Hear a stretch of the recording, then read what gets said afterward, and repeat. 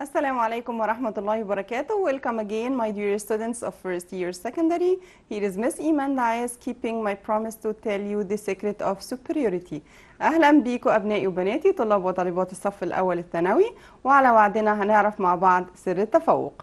أهلا بكل البيرنتس طبعا المامز and dads اللي بيتابعونا وكل التيتشرز، و I hope you will find benefit in our episodes إن شاء الله. Today we come back to Oliver Twist. We have left him last episode or last chapter 3 in the countryside house when Mr. Monks and Mr. Toby Crockett has thrown him from the small window, and ordered him to open the front door for them so they can break into the house and steal the things as they planned. But suddenly they heard a voice and a loud bang. Then Toby Crockett was told from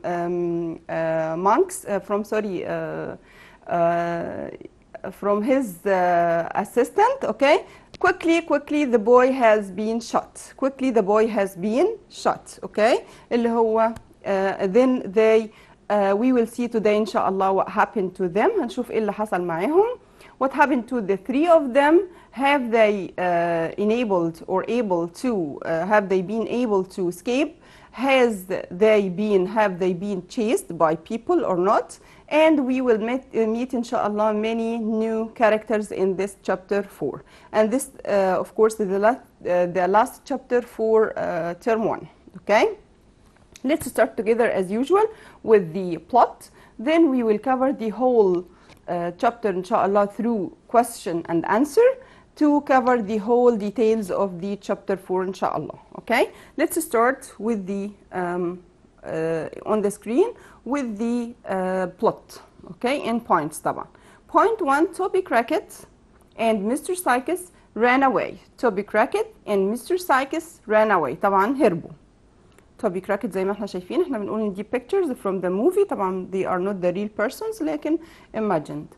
Toby Crockett and Mr. Sykes ran away. Here we have Fagin.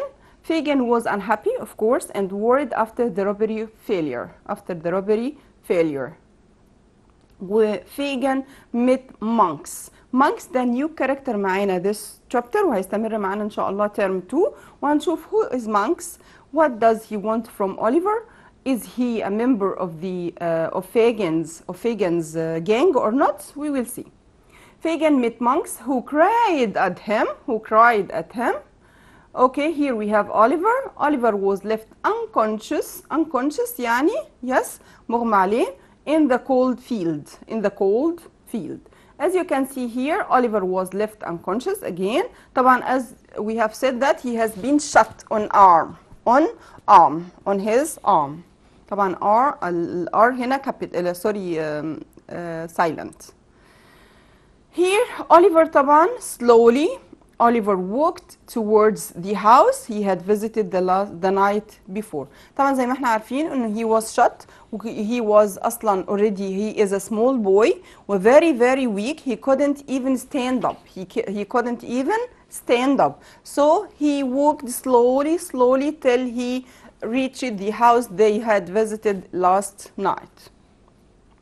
Here we have two nice ladies, two nice characters, two new characters. That is, yes, Rose and Mrs. Mealy. They are the owners of the house. اللي هم they tried to steal or to rob. Sorry, they tried to rob. Rose and Mrs. Mealy got the doctor for Oliver at once. احنا قلنا ان هو كده slowly حاول ان هو يمشي او يعني يتحرك كده، حتى بنسميها crawling زحف كده حتى till he reached the house. Then he knocked at the door. They opened the door. They found him. طبعا اللي هم servants found him injured جريح وكده. So they carried him inside the house. Then at once Rose and Mrs. Mealy got the doctor for him. Even before they saw him. يعني imagine معايا حتى قبل ما يشوفوا مين هو الانجورد وهل هو related to the robbery of yesterday or not وهل هو one of the thieves or not، على طول they called the doctor طبعا. at once زي ما احنا شايفين. وكمان they were very يعني they had pity on him. They had pity on him شفقة أو طبعا رحموه. Here is دكتور برضو new nice character. دكتور Losburn. دكتور Losburn had a plan to help poor Oliver after he had heard his story. طبعا زي ما احنا عارفين ان هو على طول he is frank صريح أوليفر. واول طبعا ما هو awoke again بعد ما استيقظ او بعد ما فاق من unconsciousness على طول he told him all about his life, all about the gang, all about what happened to him from the workhouse to the gang. Okay, so Dr. Losburn اللي هو الدكتور بتاعه اللي كان بيعالجه طبعا he had a plan to help poor Oliver after he had heard his story. قرر ان هو he wanted to help Oliver.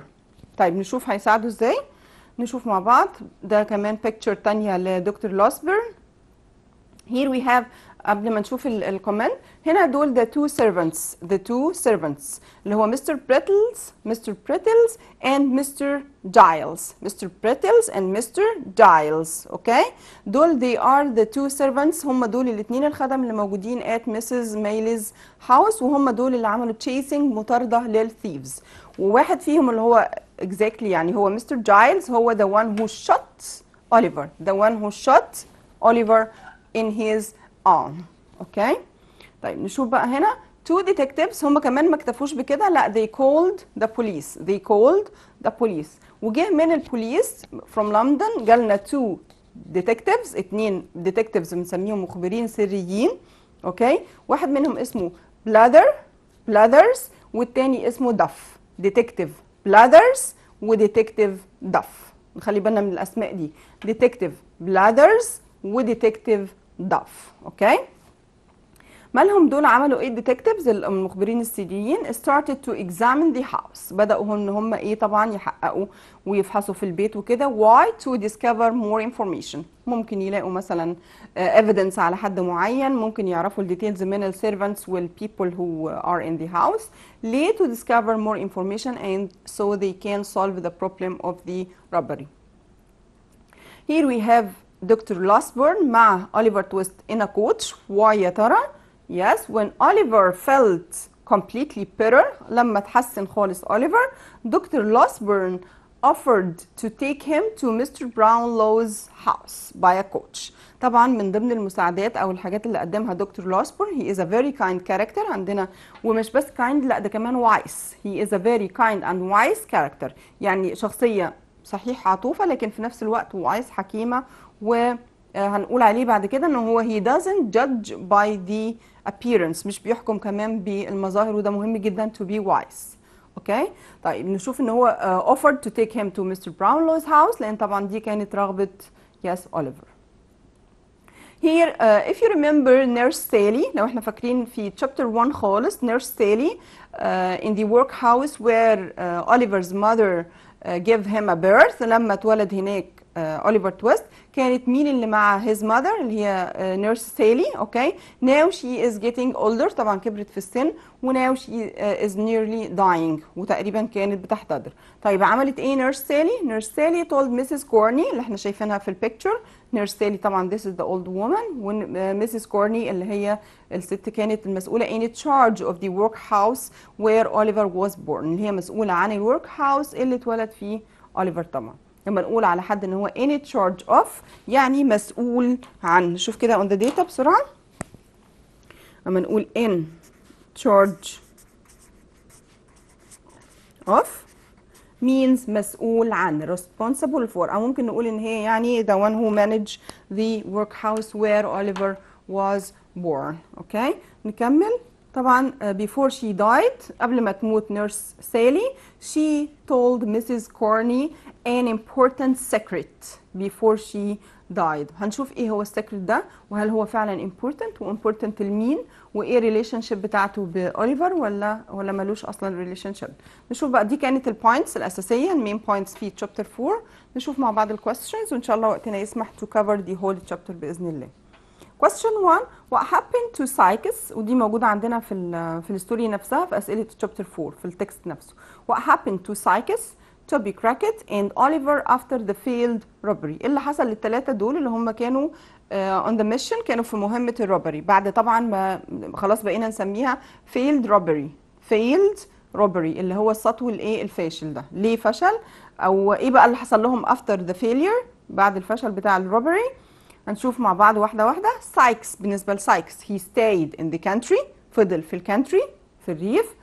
بالنسبة لتوبي كراكت he went back to London to find Fagin. اوكي، يبقى توبي كراكت went back to London to find Fagin. بالنسبة لأوليفر زي ما قلنا he returned to the house in the country that the gang tried to rob. اوكي، يبقى سايكس stayed in the country، ويعتبر أوليفر برضو stayed in the country، لكن احنا مش بنقول عليه stayed in the country، بنقول ان هو he returned، رجع yes to the house they tried to rob. وبالنسبة لتوبي كراكت هو الوحيد اللي went back to London why to find Fagin. ده question 1. يبقى زي ما هو سألني على 3 شخصيات أنا ببقى مرتبة أفكاري وبقول بالظبط كل واحد فيهم what happened to him after the failed robbery. Question 2. Who was waiting for Fagin outside his house؟ ممكن يجي لي سؤال كده Who was waiting for Fagin outside his house؟ ممكن يجي لي سؤال لوحده مختصر خالص يقول لي describe monks. طب نشوف مين اللي كان مستني Fagin. Yes, monks، وده برضه new character. هنشوف هل هو good or bad, kind or unkind, one of the gang or not. هنشوف مع بعض. نوصف بقى describe monks كده، نوصفه نقول he is a tall man, he has dark hair, dark eyes and he looked cruel. He is a tall man, he has dark hair, dark eyes and he looked cruel. أصلا كده من اللوك بتاعه he looked cruel. زي مين؟ يس زي اللي هو اللي احنا وصفناه قبل كده كراكت. اوكي، توبي كراكت، وزي اللي كان معاهم برضو في مستر سايكس كان معاهم في الروبري برضو. زي سايكس ممكن نقول عليه ان هو برضو هي لوكد كرول، ممكن نقول على توبي كراكت برضو ان هو هي لوكد كرول، وكمان مانكس هي لوكد كرول، اصلا شكله كده قاسي يعني. طيب كمان في كومنت على مانكس بنقول ان هو he looked around himself او he looked around nervously، كان بيبص كده حواليه nervously as if people were chasing him، كأن الناس ايه كانت بتجري وراه. اوكي، as if people were chasing him، بتطرده. اوكي، يبقى اهم حاجه عندي ان انا اعرف اوصفه physically، وكمان حاجه نفسيه ان he looked around nervously. he looked around nervously. طب لما يجي لي يقول لي describe monks لازم اقول دي؟ لا مش لازم، بس هي الفكره زي ما بنقول ان احنا بنبقى acquire كل الانفورميشن عشان لو نسينا حاجه يبقى عندنا بقيه المعلومات موجوده عندنا. طيب انا حاولت اجيب لكم picture كده ليه زي ما احنا شايفين. yes, tall man, dark hair, dark eyes زي ما احنا شايفين في البيكتشر، يا ريت تكون واضحه عندنا.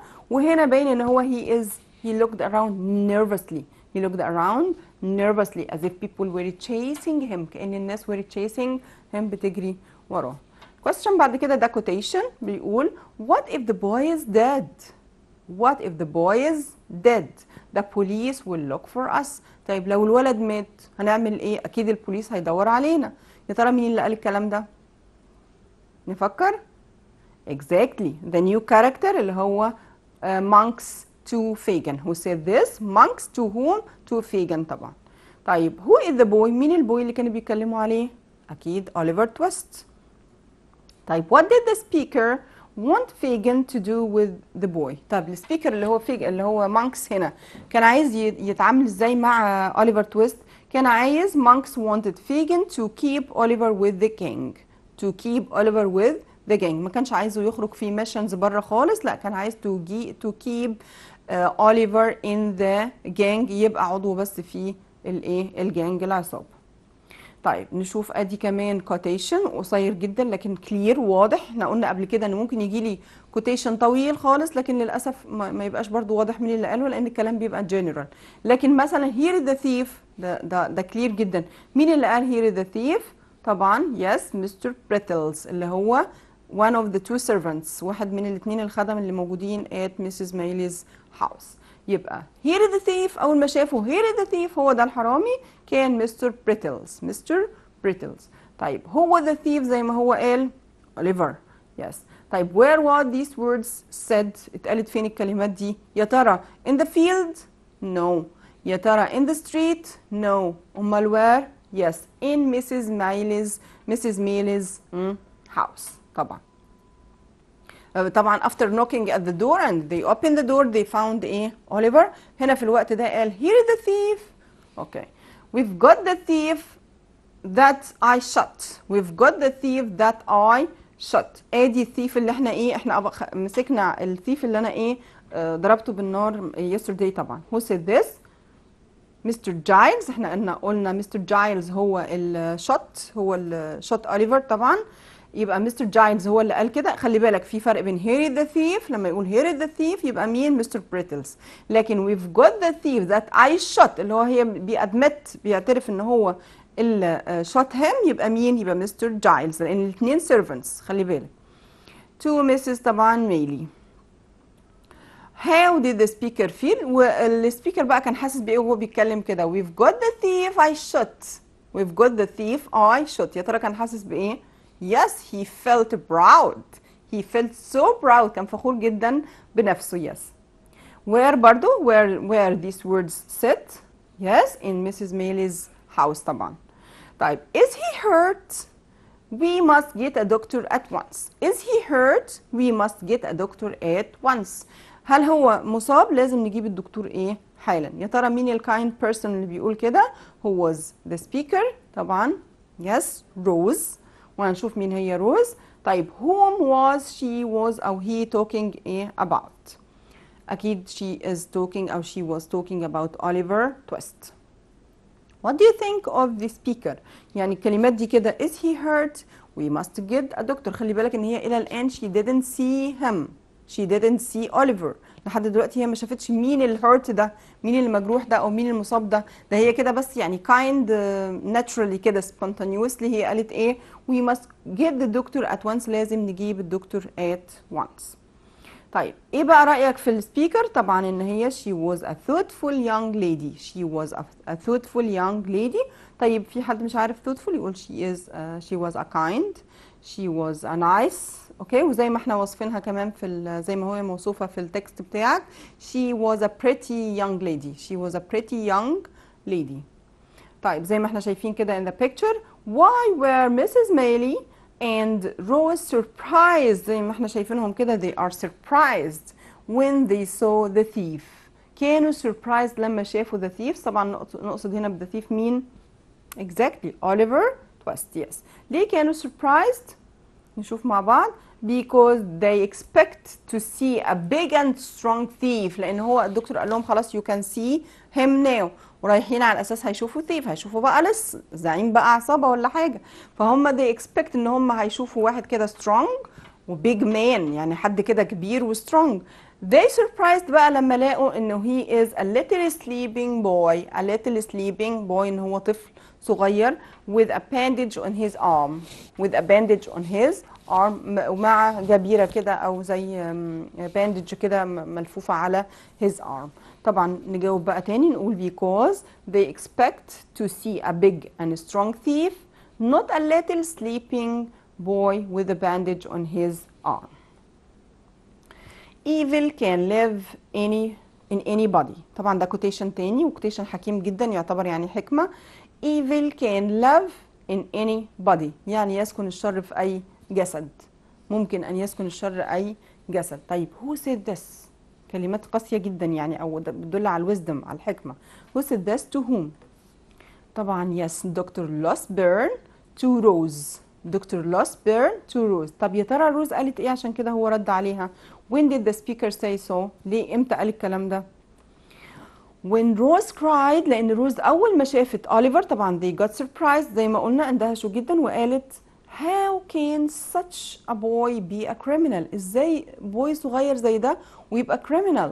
فرد عليها قال لها انه evil can live in anybody. ممكن الشر يسكن أي جسد. طبعا هو till now he didn't hear he hasn't heard Oliver's story and he hasn't known anything about his life. فطبعا بيحكم انه كقاعدة عامة evil can live in anybody. عادي ما يمنعش ان هو such a young boy ممكن يبقى criminal. لكن طبعا هنشوف مع بعض. What do these words show about the speaker's character. طيب الكلمات دي بقى اللي هي evil can live in any body دي show ايه عن his character، عن ال speaker's character.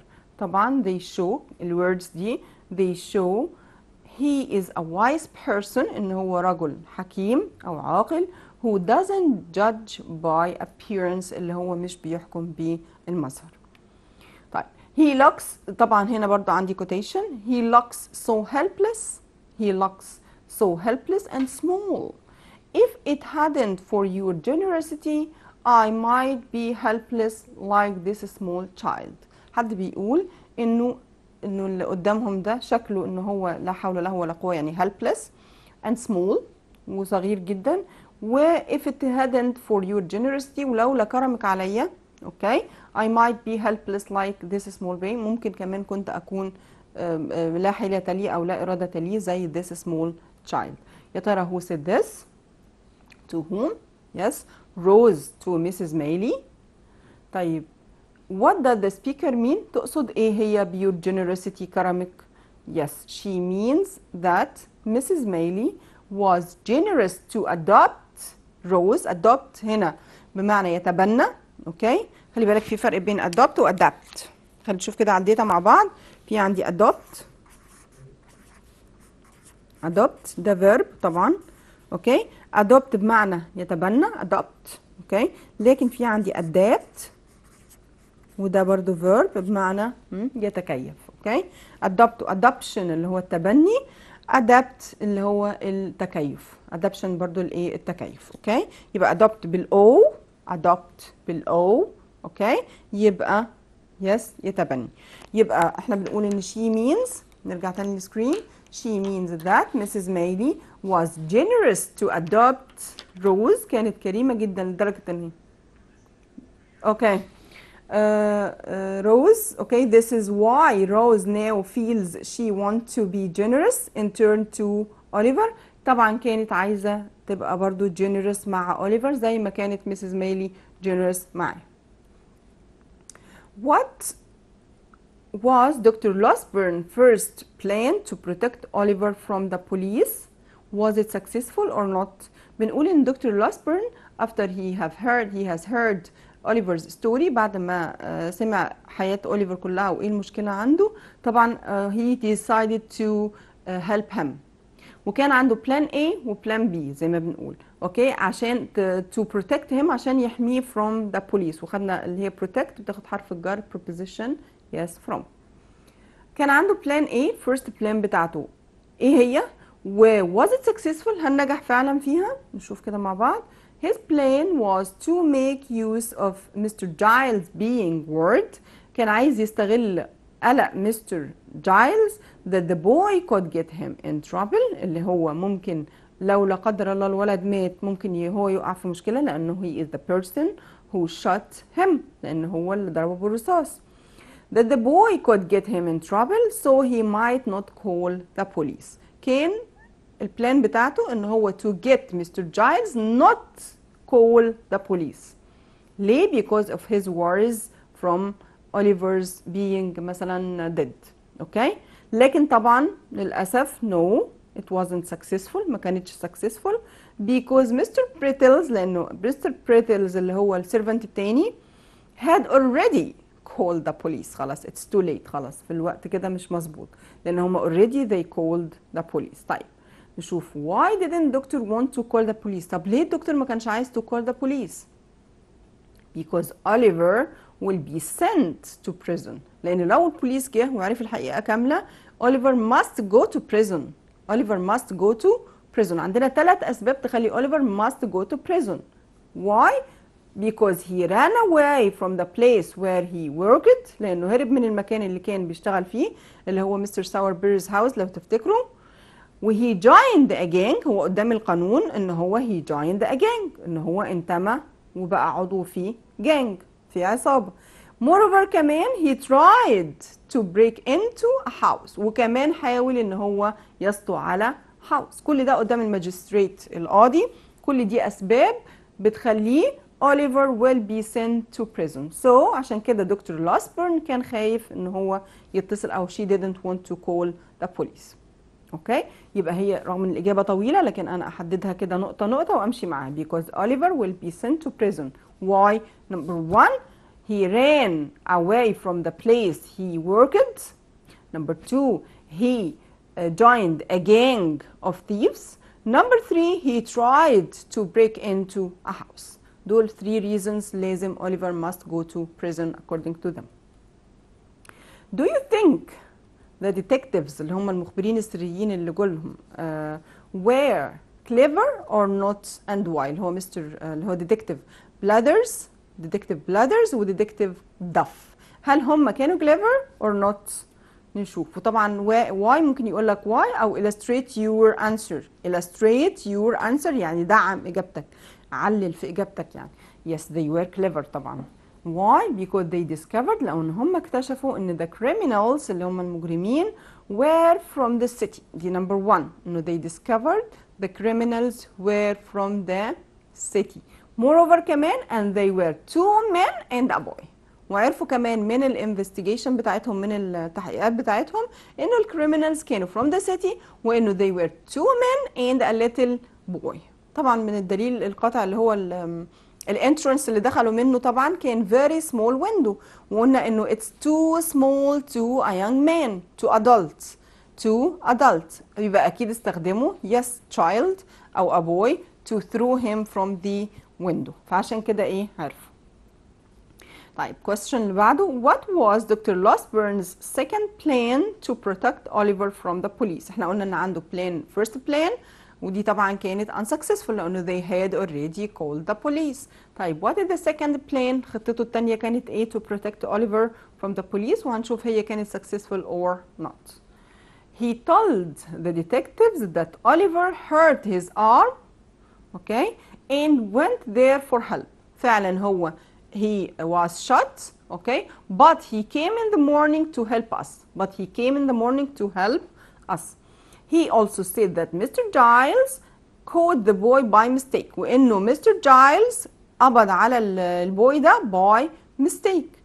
طيب الكلام ده كله كان successful؟ Yes it was successful. طيب how did Oliver show how thankful he was to Mrs. Maylie and Rose؟ ازاي هو كان so grateful، كان ممتن ليهم جدا لمساعدتهم اوليفر، وازاي هو عبر عن كده؟ طبعا زي ما احنا شايفين ان هو يعني he began to get better، طبعا بدأ ايه to get better يتحسن. he offered عرض عليهم to water the flowers ان هو يسقي الزرع or do something to make them happy او يعمل اي حاجة to make them happy because he is very thankful and grateful for them and their help طبعا. طيب how long did Oliver stay with Mrs. Maylie before Dr. Losburn took him to see Brownlow؟ طبعا هو سيت فترة اوكي how long بقى قعد قد ايه at Mrs. Maylie's لحد ما راح to Mr. Brownlow؟ yes he stayed for more than 6 weeks أكتر من 6 أسابيع. طيب why was Oliver excited about going back to Mr. Brownlow after getting better؟ ازاي ان هو كان Oliver very excited، ليه كان يعني شغوف جدا وحريص جدا ان هو to go back to Mr. Brownlow's لبيت Mr. Brownlow after getting better طبعا بعد ما اتحسن؟ في عندي سببين 2 reasons. because he was looking forward to seeing this kind man who helped him in London، لانه كان يعني زي ما بنقول كده يعني مشتاق جدا ان هو يشوف الكايند مان اللي هو يعتبر the first person to help him in the world. يعني لو لاحظنا كل الهيستوري بتاع اوليفر تويست since birth من اول الميلاد till he met Mr. Brownlow he is considered to be the first person to help him to be kind to him. اول واحد في الدنيا دي كان يبقى ايه kind فعلا really to him. So he was looking forward to seeing the kind man who helped him in London. انا خلي بالنا على الداتا كده معايا ان انا عندي هنا انا بنقول he was looking forward to he was looking forward to. حد يقول لي بقى to see لان تو هنا دايما بنتسال السؤال ده، لان تو هنا بيجي بعدها الانفينيتيف، نقول لا.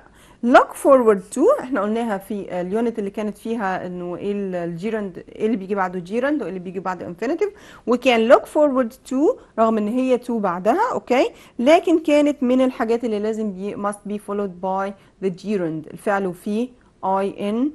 yes، يبقى he was looking forward to seeing him. اوكي، حتى دي بنستخدمها دايما في الميلز مثلا في الاخر بقول I'm looking forward to hearing from you. ما قلتش to hearing from you, to seeing you, to meeting you, to inviting you. اوكي، ليه؟ لان look forward to بيجي بعدها الجيرند. اوكي thanks. نكمل. يبقى reason number 1 لانه كان مشتاق فعلا ان هو يشوفه. number 2 he wanted to explain، وده الاهم، he wanted to explain what happened to his books and money. فاكرين انه لما اخر مره خرج فيها من بيت مستر براونلو كان معاه some books وكان معاه 5 pound note، كان معاه ورقه بايه؟ ب 5 pound note. اوكي، وانه الجانج اخذت منه وقسموا السبويلز دي، انه مستر سايكس اخذ ال 5 باوند وفيجن اخذ الايه النيو كلوز اند ذا بوكس. اوكي، so he wanted to explain what happened، هو عايز يوضح له what happened with his books and money، عايز يقول له ان البوكس والماني he didn't steal them، ان هو ما سرقهمش. اوكي، وانه they were the gang او there was the gang who stole them. يبقى number 1 because he was looking forward to see this kind man. Okay, number 2 because he want to explain to him what happened to the money and the books. Okay. طيب question بعد كده what happened when Dr. Losburn took Oliver to see Mr. Brownlow. طب خلاص he got better، اتحسن، بدأ يتحسن day after day، وخلاص they decided to go to Mr. Brownlow's house، وhe went with Dr. Losburn in a coach، أخدوا coach already وراحوا لبيت دكتور مستر براونلو. إيه يا ترى اللي حصل؟ What happened? They learned that، يعني unfortunately they learned that، عرفوا إنه مستر براونلو had moved to West Indies 6 weeks earlier. Okay, 6 weeks earlier يعني من حوالي 6 أسابيع مستر براونلو اتنقل لويست إنديز، مكان تاني. اوكي، زي ما احنا شايفين كده طبعا he felt very sad زي ما احنا شايفين in the picture، لما شاف حتى كان في ساين كاتبين على الهاوس كده ساين sold، ان هو ايه sold يعني ايه مباع. اوكي، او اتباع خلاص. تمام، هنا بقى زي ما احنا شايفين طبعا Oliver got very sad طبعا with Dr. Losburn. نشوف بقى new character، في عندي new character كمان who was Mrs. Corney. ودي طبعا الكاركتر اللي موجوده in the movie. she was in charge، احنا قلناها قبل كده in charge of the workhouse where Oliver was born، دي مسؤوله في الورك هاوس اللي اتولد فيه yes Oliver. يبقى Mrs. Corney she was in charge of the workhouse where Oliver was born. excuse me miss، وده السؤال اللي كان سأله لنا عبد الله تقريبا. يس، عبد الله من القليوبية last episode كان سأله لنا عبد الله من القليوبية، وكان بيقول الكوتيشن ده جاله in the exam طبعا زي ما احنا شايفين في البيكتشر. excuse me miss nurse Sally doesn't have much time. yes، مين بقى هي؟ yes who said this؟ زي ما احنا شايفين a poor woman امرأة ايه very poor to Mrs. Corney at the workhouse. كل ده فين؟ at the workhouse. هي poor woman، ممكن تكون servant أو حاجة، أو worker طبعا في workhouse زي like all poor people in the 19th century. طبعا هي الكوتيشن ده مش يعني احنا كتيتشرز مش يعني مش بنميل قوي ان احنا نجيبه، لان هي مش مين كاركتر. طب ما هو في كوتيشنز كتير المين كاركترز او للكاركترز اللي ليها نيمز، يعني بدل ما انا احير الطالب طب ما انا اجيب كوتيشن لحد يكون انا اعرف اسمه. اوكي، لكن دي شويه لوزي، يعني شويه في الامتحانات مش اكسبتابل قوي يعني، لكن اعرفها. اوكي نو بروبلم. يبقى who said this؟ طبعا a poor woman to Mrs. Corney at the workhouse.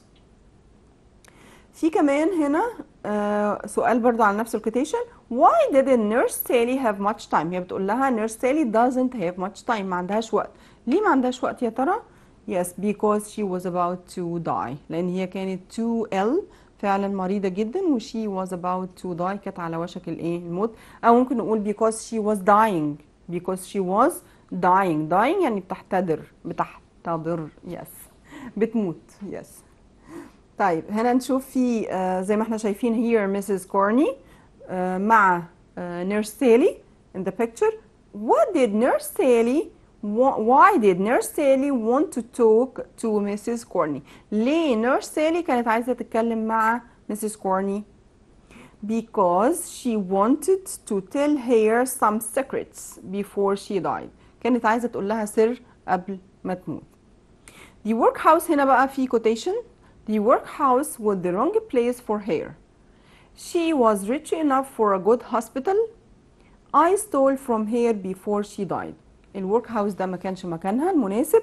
هي كانت غنية جدا لدرجة ان هي ممكن تروح جود هوسبيتال، وانا سرقت منها قبل ما تموت. يا ترى مين قالت الكلام ده؟ Exactly. Here is the secret. Yes, Nurse Sally. Yes. Who said this to whom؟ طبعا Nurse Sally to Mrs. Corney زي ما احنا شايفين. Yes. What did the speaker steal from whom؟ السبيكر سرقت ايه ومن مين؟ She stole a gold locket زي ما احنا شايفين كده gold locket. اوكي في picture from Oliver's mother. From Oliver's mother. وهنعرف بعد كده ان هي اسمها Agnes. Her mother, Oliver's mother was called أو named yes Agnes. يبقى she stole a gold locket from Oliver's mother. About how long after the theft did the speaker say this؟ طب بعد قد ايه من السرقة؟ What happened to her after saying this؟ وبعد ما اعترفت بالكلام ده ايه اللي حصل لها؟ بعد قد ايه؟ طبعا after more than 10 years، بعد اكتر من 10 سنين، لان ده الكلام ده حصل since Oliver's birth، من اول ميلاد ايه؟ أوليفر. طيب what happened to her after saying this؟ وايه اللي حصل لها بعد ما قالت كده؟ Yes, she died. She died after saying that. في question عندي كمان. What was the secret that Nurse Sally told Mrs. Corney؟ يا ترى ايه السر اللي قالته Nurse Sally to Mrs. Corney؟ يس احنا قلنا جزء منه انه she told her that before Agnes اللي هي زي ما قلنا مين؟ Yes, Oliver's mother died in the workhouse she had asked Nurse Sally to take the gold locket for the child اللي هو Oliver. يبقى she told her Agnes أو نقول Oliver's mother told Nurse Sally to take the gold locket مش to herself مش for herself for the child اللي هو Oliver. However ومع ذلك Nurse Sally كانت dishonest طبعا غير أمينة، و she stole the locket instead. بدل ما تاخده للولد وتعتني بيه بالولد وتحاول تدور على his family، لا she stole the locket for herself. Do you think Toby and Sykes were kind to carry Oliver through some fields after he was shot؟ احنا قلنا انه after Oliver was shot، بعد ما اتصاب Oliver Toby Crockett and Sykes carried him with them، شالوه معاهم ومشوا بيه through some fields. طيب هل ده يدل على ان هم they were kind or why؟ Of course not. No, that's not a kindness. No, I don't think so. They weren't kind to him. طيب why did they carry them if they took him to such a dangerous robbery؟ أول حاجة إن هم أصلا غلطوا لأن هم خدوه dangerous robbery دي أصلا للسطو الخطير ده. تاني حاجة إن هم they left him in cold field suffering from his injury. طب هم أصلا ليه شالوه معاهم؟ Yes, not to tell the people about the gang again. كل هم خايفين خالص ان هم الناس تعرف عن الجانج وعن their place وعن their activity طبعا. اوكي فكانوا مضطرين ان هم to carry them. ولما لقوا الناس people were chasing him، لما بدأ الناس chasing him تطاردهم، they threw him or left him in the cold fields في طبعا الجو البارد، suffering from his injury، وكمان كان بيعاني من his injury من الجرح بتاعه. يبقى do you think Toby and Sykes were kind to carry Oliver؟ No, I don't think so. Why؟ Because they زي ما بنقول كده they expose him to danger، أصلا عرضوه للخطر، وفي نفس الوقت they left him suffering in the field. why do you think Toby and Sykes ran to different places after the failed robbery؟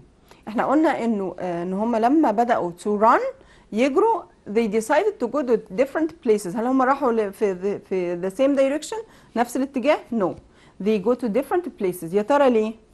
why؟ yes, to make it harder for anyone to follow them. عشان يخلوا الموضوع صعب جدا على اي حد بيجري وراهم او بيتابعهم. to make it harder for anyone to follow them. عشان يصعبوا الموضوع على اي شخص بيتابعهم او بيجري وراهم. اوكي طيب لو قلنا كده who was او who is Rose زي ما احنا شايفين كده.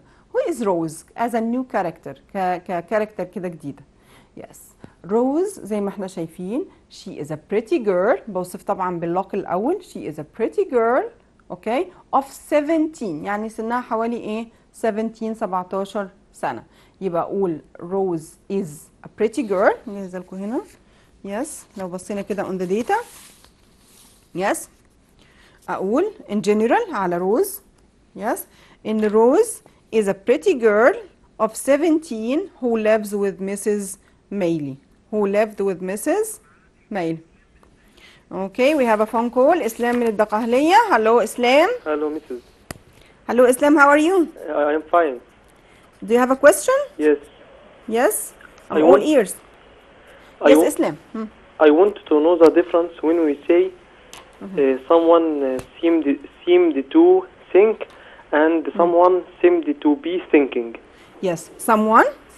Seemed to think, Someone, yes. Seems to think. to think. Think? Yes. Think, TH or think S? لا, TH. TH, yes.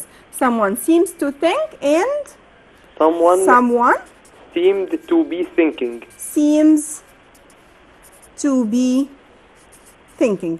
ان شاء الله احنا النهارده مركزين شويه في الستوري والنكست ابيسود ان شاء الله هنبدا بيها الحلقه على طول باذن الله. ماشي. To be thinking. Thank you very much اسلام. Thank you. Thank you. لان ان شاء الله احنا بنحاول نخلص المنهج باذن الله. next time هنحاول باذن الله to finish ان شاء الله unit 8 اوكي ونحل some items كده from the exam. والنكست ابيسود اللي بعديها برضو هنخلص unit 9 باذن الله و to cover the rest of the specs of the exams اوكي of the exam طبعا.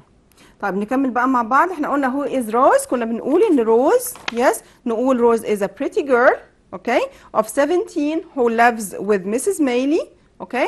كمان المعلومه المهمه عنها انه Mrs. Mailey adopted her after her parents' death. after her parents' death. مهم جدا كلمه adopted وقلنا بالاو اوكي وانه she is a pretty girl with 17. طيب انا بقى هسيب لكم سؤال انتوا تفكروا فيه كده لحد الترم الثاني ان شاء الله. who do you think monks is؟ who is monks؟ احنا كل اللي اتقال لنا عنه اللي هو في الشابتر 4 ان he was crying at Fagin و he wanted Oliver to be with the gang all the time. طيب who is monks do you think؟ I don't know. till now I don't know who is monks. That's we have for today. الحمد لله لحقنا نخلص before the time. Don't forget to answer pages 54 and 55 in your story and I'm waiting inshallah for your questions till we meet next episode. Thank you very much. ويا ريت نبدأ بقى نحل امتحانات ولو في أي question we will discuss together inshallah next episode. Thank you very much. Goodbye.